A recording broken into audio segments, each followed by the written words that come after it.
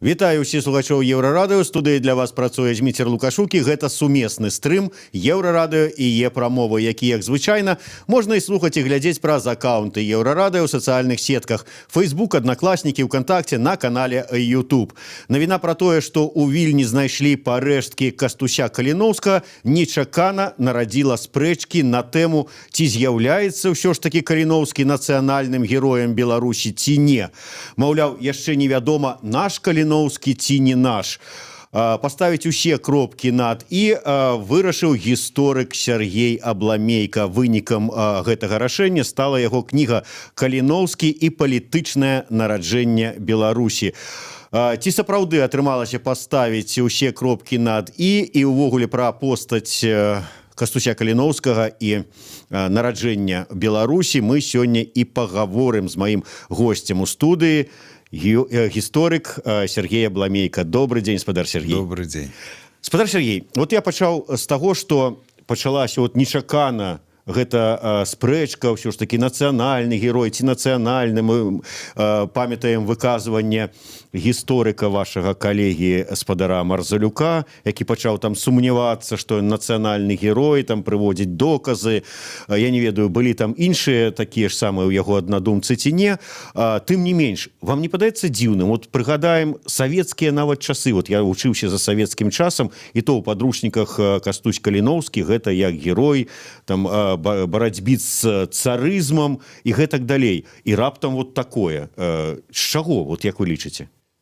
Галоўны закід Ігара Марзалюка да Каліноўскага – это яго пазіцыя ў рэлігійным пытанні. Это самае балючае вот это месца гэтых дыскусіяў. Рускі мір, часткай якога, хочам мы ці не хочам, з'яўляецца руская праваслаўная царква, рэзка выступае супраць Кастуся Каліноўскага. Бяда ў тым, што іх пазіцыя не суадносіцца і не грунтуецца на гістарычнай праўдзе.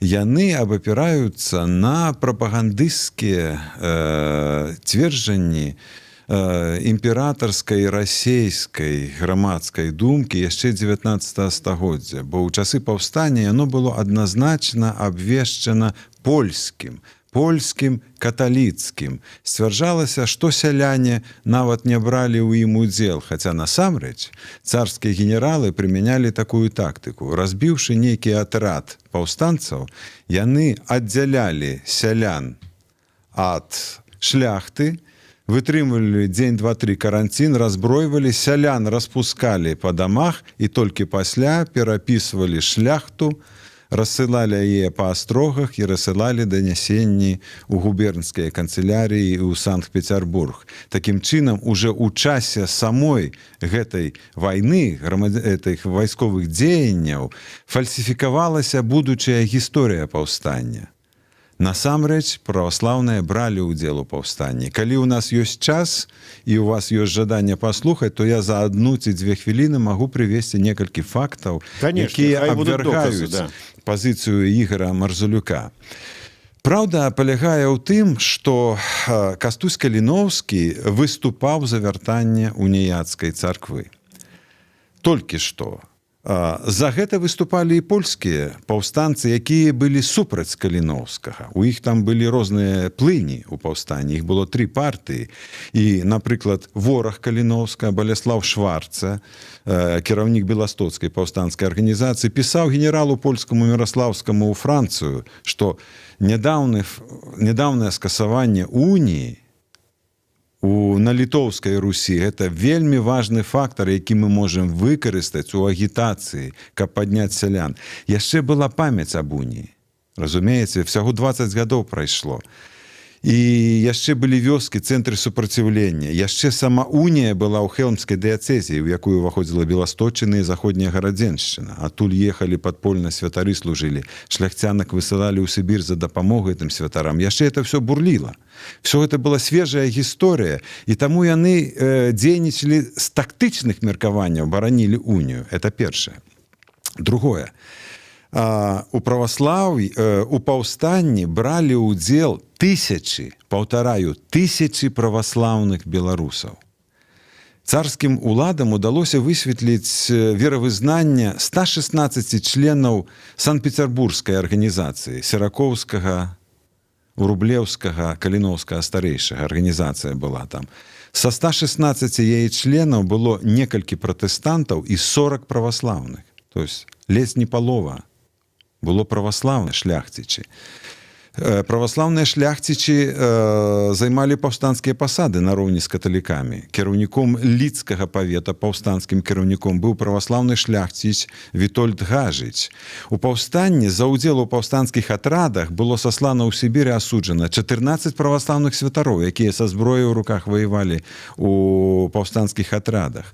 У бітве пад Мелавідамі у траўні 1863 году аб'яднаныя сілы паўстанцаў разбілі рускіх. Так? Это самая вядомая бітва паўстання, Мелавіды. Там зараз помнік ёсць, камень. У ёй на баку паўстанцы прымалі ўдзел праваслаўныя монахі Жыровіцкага манастыра. Разумееце? То есть факты гэтыя схаваныя расейцамі рускай прапагандай яшчэ тады ў 19 стагоддзі. І нарэшце трэцяе, самая цяжкая для мяне, самая цяжкая тэма для мяне парушэнне прафесійных стандартаў гісторыкамі, якія робяць такія заявы, як Ігор Марзалюк. Як ні круці, я хоць і журналіст, але таксама гісторык па адукацыі, і мы так ці іначай з ім калегі. І мне фізічна больна, калі людзі парушаюць асновы нашай прафесіі, метадалогію. Такі гісторык, які робіць такую заяву, як Ігор Марзалюк, парушае гісторыка-генетычны метад. Гісторык не мае права прафесійнага і маральнага пераносіць сучасныя ідэалагічныя прыярытэты ў мінулае і ацэньваць мінулае з пункту гледжання сучасных ідэалагічных схемаў. Сёння мы можам быць праваслаўным народам. No problem. Большасць беларусаў праваслаўна, it's okay, як кажуць, да, на захадзе. Так, у нас ёсць і католікі, ёсць троху уніятаў праваслаўныя, але мы сённяшнія нашы становішча і сённяшнія свае ацэнкі і пачуцці не можам пераносіць туды. Это была зусім іншая сітуацыя. Тады была іншая сітуацыя, у людзей былі іншыя прыярытэты.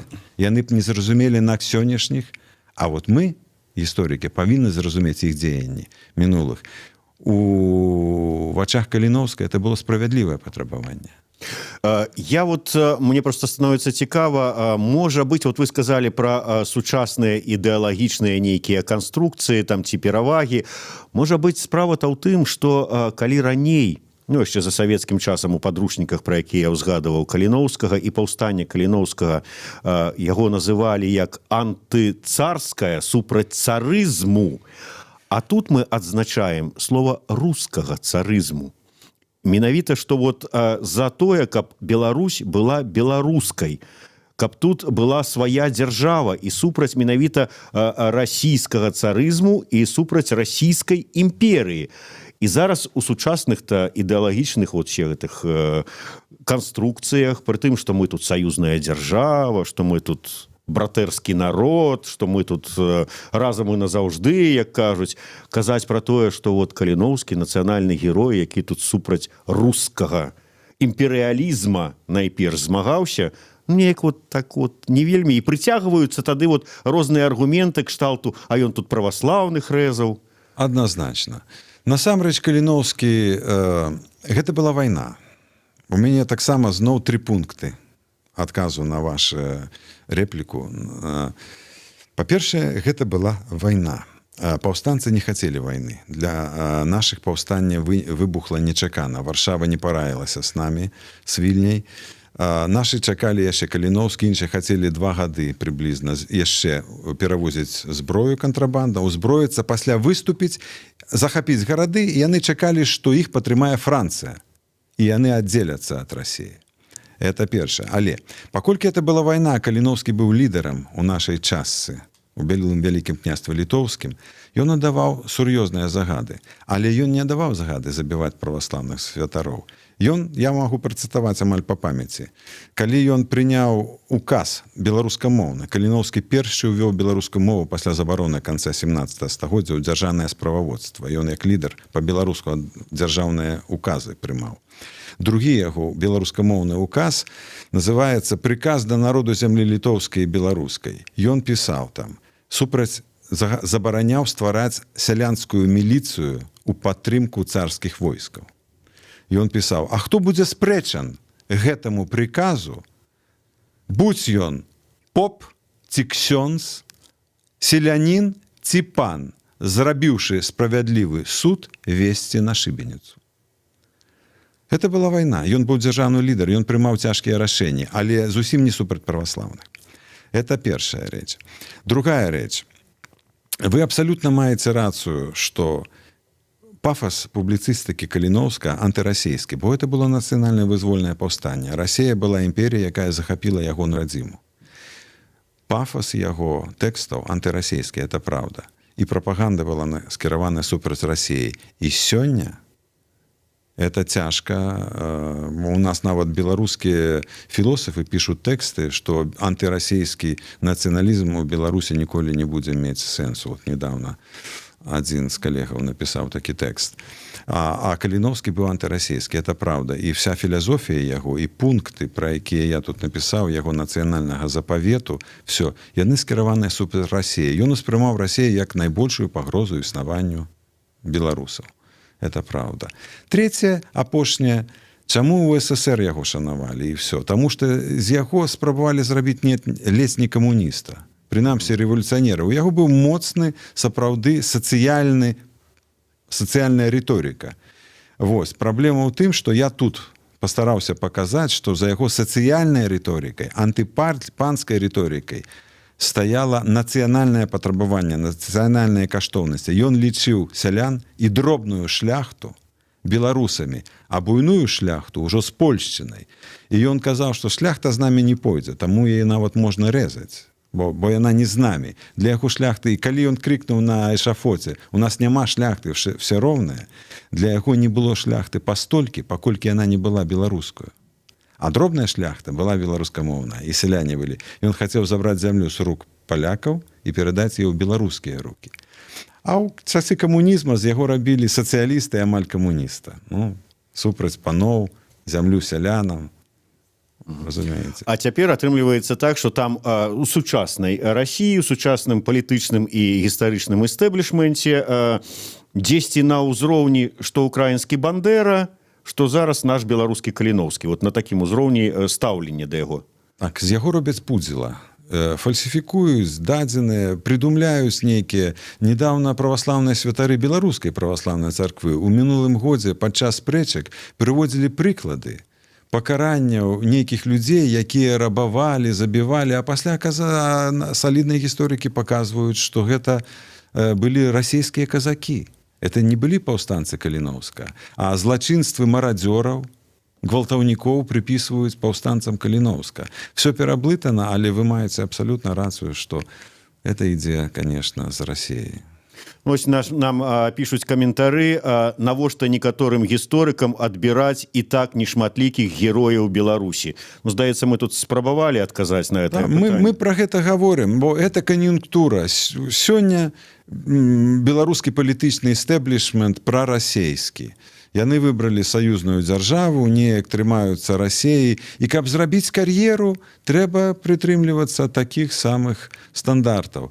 А тым часам Каліноўскі — это вельмі важная постаць. Мне здаецца, што мне тут удалося некалькі важных новых рэчаў сказаць пра яго ў сэнсе ацэнкі, ў сэнсе асэнсавання ягонай дзейнасці і даробку. Не ведаю, ці сам не з'яўляецца фэйкам гэты каментатар пад мянушкай Всеволод Шымаў. Тым не менш, ён піша, што Каліноўскі гэта фэйк. Адкажыце гэтаму чалавеку, які, спадзяемся, ўсё-такі чалавек, а не фэйк.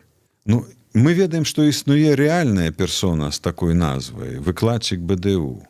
Прыхільнік заходнерусізма, вядомы ідэолог нават беларускі заходнерусізма Всеволод Шымаў. Все мае аргументы ў гэтай невялікай кніжачцы. на 132 сторонкі. Мне здаецца, што даволі цяжка спрачацца з тым, што тут напісана.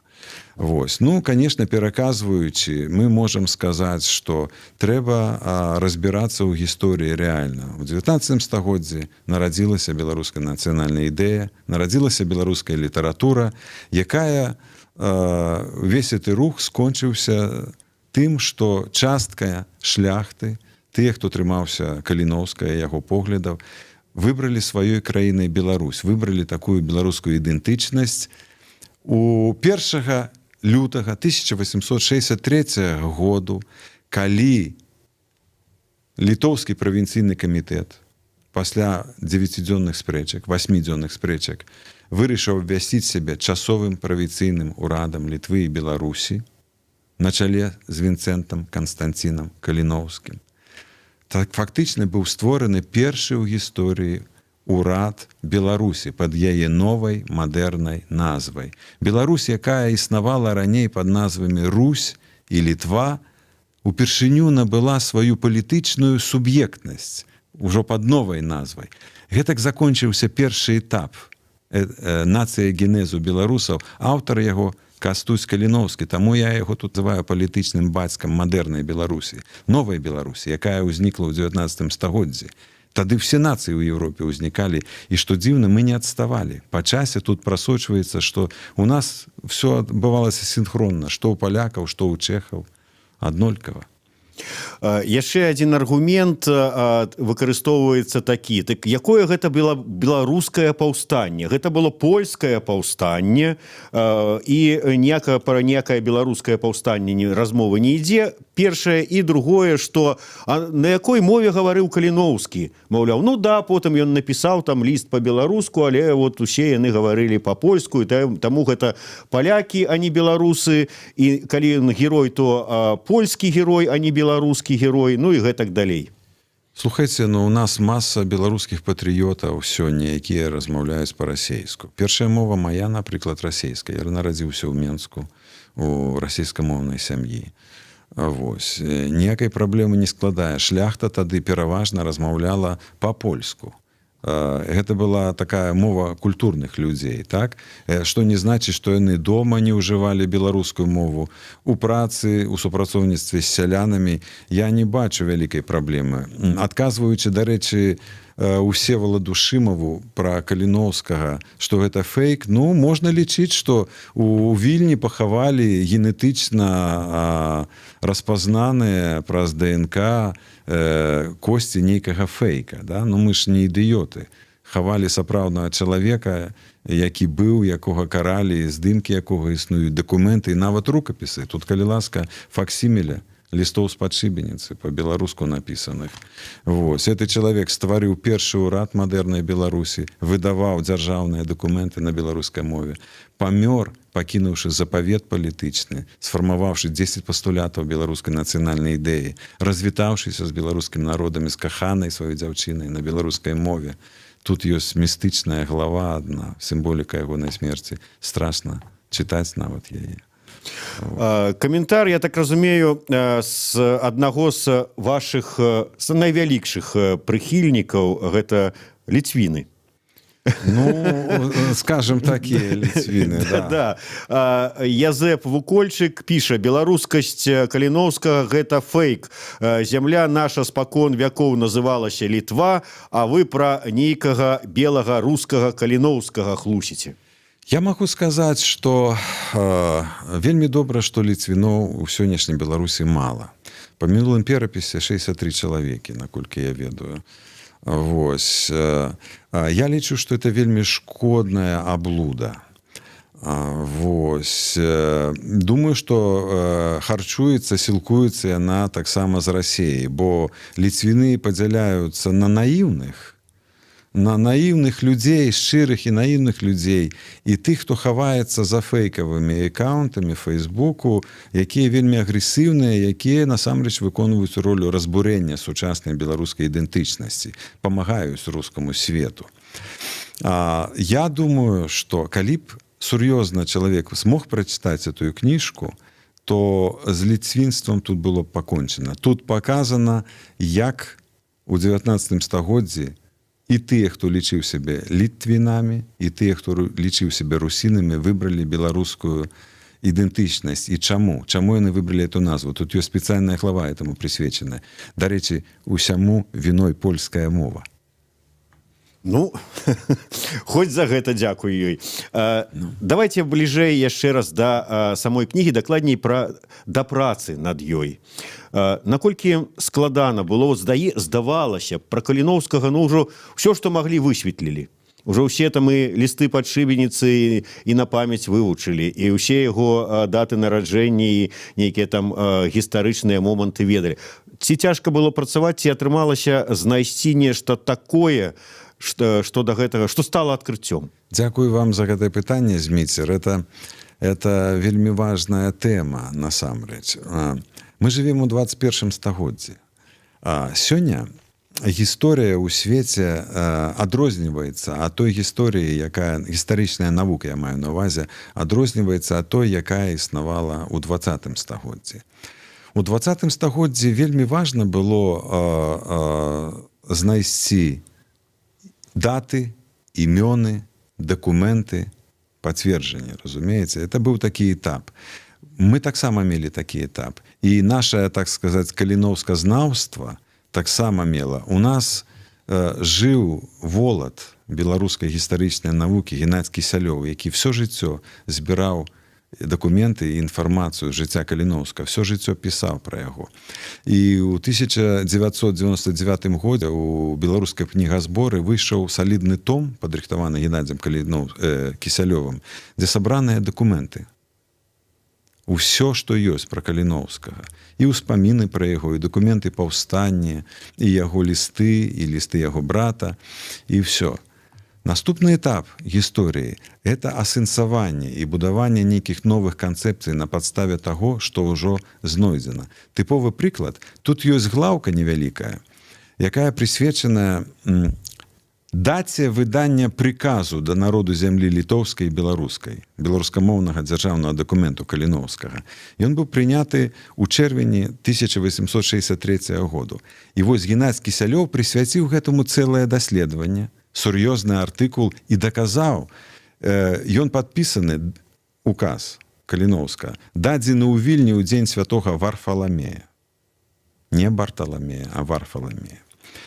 Все лічылі, што это жнівень, паколькі католікі святкуюць дзень святога Барталамея ў жніўні.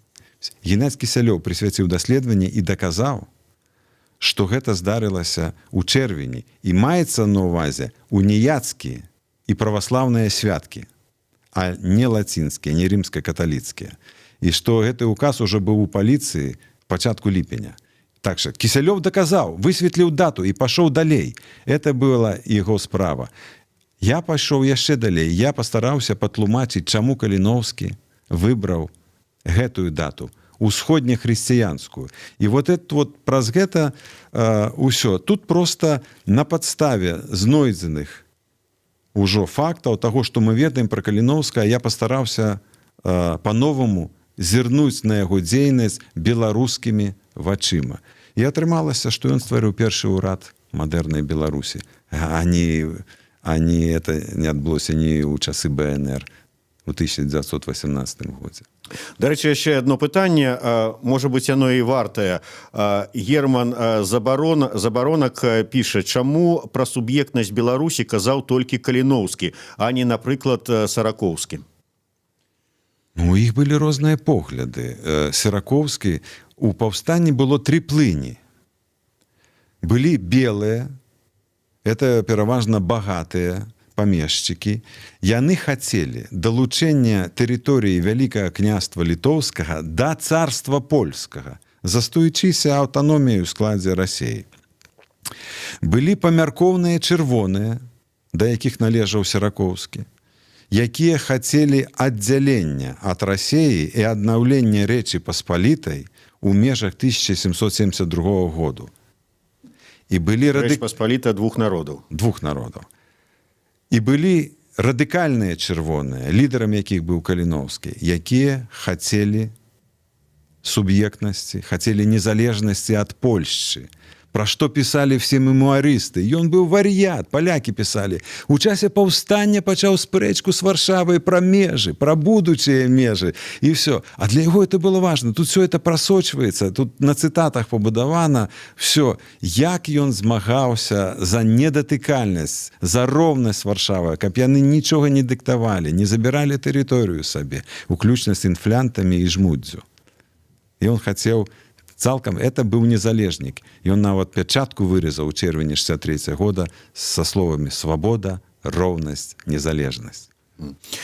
Дарэчы, вот, а ці далі вы знайшлі вы адказ, і ці ёсць ён у кнізе, вот пытанне, якое мяне таксама хвалявала з моманту, калі знайшлі парэшткі Каліноўскага і яго паплечнікаў. Я размаўляў з віленскімі беларусамі, якія там усё жыццё пражылі ў Вільні, і яны мне казалі, а чаму вот зараз так вот знайшлі, говорят, мы з дзяцінства ведалі, што яны вот тут вот ляжаць. Чаму вот толькі зараз у выніку гэтага, што зямля сышла, косткі на паверхню вылезлі і нешта пачалося, калі ўсе ведалі, чаму раней вот гэтага не зрабілі? Гэта пытанне далейшага сталення літоўскай нацыі. У нас, напрыклад, на радыё «Свабода» першы рэпартаж з фотаздымкамі месца, дзе быў мемарыял да вайны з месцамі пахавання, з'явіўся каля 20 гадоў назад. Вось. Мы, дарэчы, рыхтуем вялікую кніжку «Каліноўскі на свабодзе», вось, дзе будуць все нашы матэрыялы за апошнія 20 гадоў, якія мы пісалі. Сапраўды, мемарыял на месцы іх быў у часы, калі Вільня належала Польшчы да вайны, і калі Літва завалодала Вільняй, мемарыял быў знесены. Літоўскі нацыянальны чыннік у паўстанні быў невялікі. Фактычна яго таксама развіў Каліноўскі, калі прызначыў этнічнага літоўца Антанаса Мацкевічуса кіраўніком на Жмудзь. Вось, Ковенскай губерніі кіраўніком. Мацкевічуса таксама пакаралі на Шыбеніцы смерцю. А так для іх это было трошечку, незручна. І таму не хацелі. Гара Гедыміна павінна была заставацца толькі гарой Гедымінаса і все. Там нічога не павінна было быць. Старое пакаленне не давала. А цяпер, калі это здарылася выпадкова, калі проста апоўзень ты здарыўся і вырашылі палі забіваць туды, і вызначылі месца такім паўкругам, і вырашылі пачынаць з цэнтра гэта паўкруга, і там, дзе выкапалі зямлю, каб заліваць бетонам ці забіваць ту першую палю, адкрыўся адразу Каліноўскі, бо ён апошні быў пахаваны. Уявіце сабе, якая гістарычная містыка і супадзенне, што там, дзе выкапалі пад першую палю яму, адкрыўся Каліноўскі, а пасля ўсе астатнія. Ён першы выйшаў з зямлі. Разумееце? І тады літоўцы вельмі добра спрацавалі. Яны все ж змаглі за пару гадоў вялікую ідэалагічную эвалюцыю перажыць, каб зрабіць такую шыкоўную цырымонію пахавання. І там было зроблена все настолькі культурна. Мы бы так не смаглі. Калі б нам аддалі Каліноўска, у нас яго збіраліся ў зямлю пахаваць. Хаця у Европе всіх сваіх вялікіх, не святых, а нават вялікіх мастакоў, Тыцыяна, Канову хаваюць у сцену цэркваў, унутры храмаў. І яго там пахавалі. Больш за тое, уяўляеце, як літоўцы зрабілі это культурна і цывілізавана, я дык у поўным захапленні. Там дзве нішы ёсць. Слева 9 і справа 12. Злева пахавалі ягоных аднадумцаў. Там члены яго другога ўрада пахаваныя. Цит Далеўскі, Ігнат Зданович, разумееце? Это вот чырвоныя радыкалы. Это вот адказ на пытанне Германа Забаронака, які ўсё пытаецца, хто быў апроч Каліноўскага радыкалам. Вот толькі што спадар Сергей сказаў, я думаю, што гэта ёсць у гэтай вашай кнізе. Конечно, ёсць. Все імёны. Уладзіслав Малахоўскі, там члены другога жонду, ён называўся Чырвоны жонд Каліноўская. Ну вось, так што атрымайце, калі ласка, кнігу і там прачытайце. у нас не так шмат часу засталося, ёсць яшчэ пытанні, якія хацеў бы я удакладніцца. Такім чынам, вот вы лічыце, вы былі за тое ад пачатку, каб Каліноўскага пахавалі менавіта ў Вільні. І з-за таго найперш, што наўрад ці б сучасная ўлада, сучасны можа быць, ну я не знаю, узровень нашай адукаванасці і стаўлення да гістарычнай спадчыны дазволіў бы зрабіць это на адпаведным узроўні. Так, я цалкам с вами згодны, вы практычна адказалі сам на сваё пытанне, бо мы яшчэ не ў тым стане знаходзімся. Развіццё нашай навукі, культуры, грамадскай думкі і найперш палітыка у нас такая, што мы не маглі б зрабіць это на належным узроўні. А там это зроблена. Ну, ён дома. Ён яська гаспадар з-пад Вільні. Ён там жыў, там загінуў. Это быў ягоны горад. Вось. Там яны ў сябе дома, сярод сваіх, і зроблена это было цывілізавана. Ведаеце, у часе цырымоніі першая труна заўсёды была Кастуся, а другая Серакоўская. Бо Серакоўскі быў памяркоўна чырвоны, ён быў за Польшчу.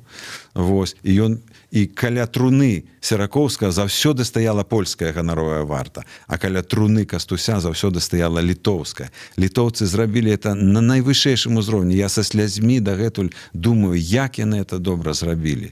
І якое свята беларусам яны зрабілі. Разумееце, которые змаглі прыйсці.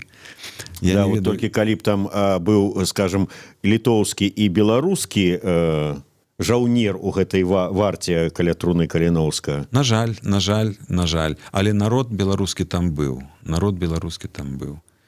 Як вы лічыце, ўсё ж такі ці ставіць вот у гэтых усіх пытаннях пра беларускасць, там пра наш, не наш, і ўсе астатнія, якія мы задавалі, усе кропкі над «і» ваша кніга.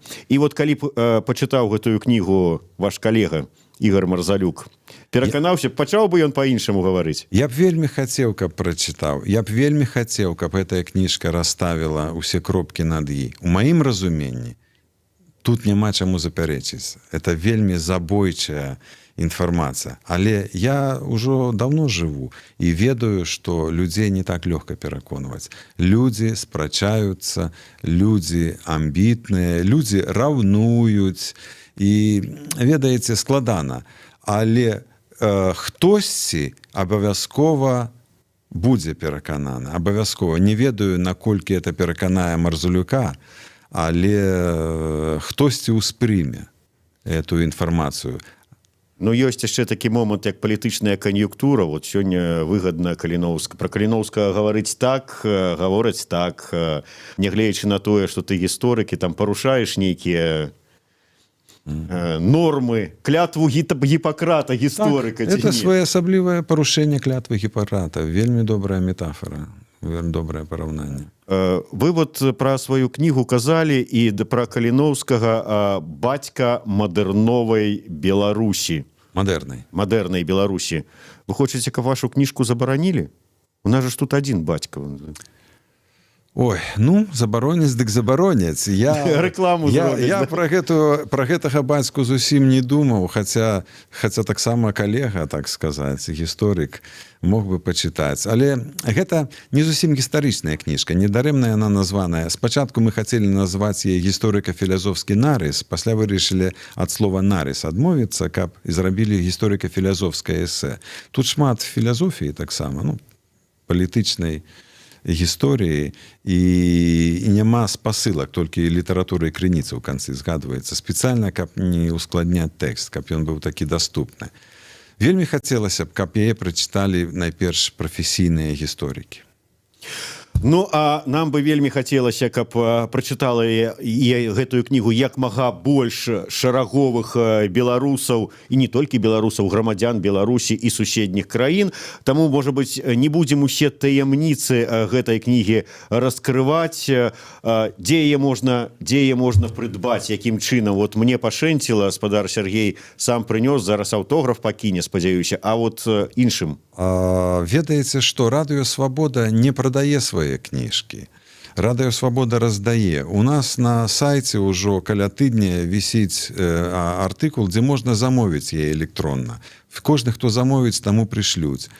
Учора 180 кніжак на двух наших прэзентацыях людзі атрымалі. Сёння ў нас прэзентацыя на Кастрычніцкай 16 о 17 гадзіне. Усе, хто прыйдзе, атрымаюць кніжкі.